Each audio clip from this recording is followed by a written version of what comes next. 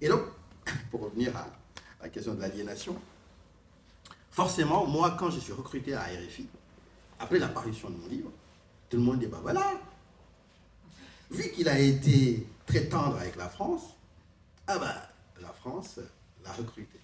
Récompense. Récompense, forcément. C'est amusant parce que tous les néo-panafricains, moi j'ai eu droit en poste à 8 h du matin de Kémy Seba, énervé. Il m'appelle le chocolat de Macron.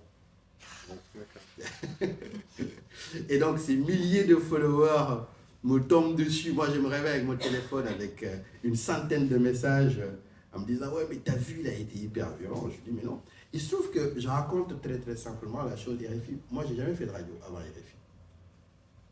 On m'invitait très souvent dans les médias, je pouvais être chroniqueur, ainsi de suite. Je suis à un colloque organisé par Jean-François Bayard à Genève sur les révolutions conservatrices. Et on m'appelle, on me dit, est-ce que vous seriez intéressé de venir animer cette émission?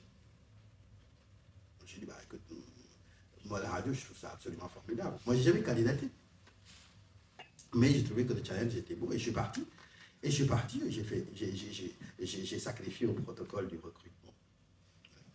Il fallait juste se montrer bon, convaincant, ainsi de suite. Et ils m'ont proposé de reprendre l'émission. Je sais la responsabilité que c'est. Et puis, ce n'est pas n'importe quelle émission. C'est Afrique, mémoire d'un continent. C'est l'une des émissions les plus vieilles des RFI. Elle a plus de 60 ans. Elle a été animée par Ibrahim Babakake, elle a été animée aussi par Elika Bokolo, et ainsi de suite.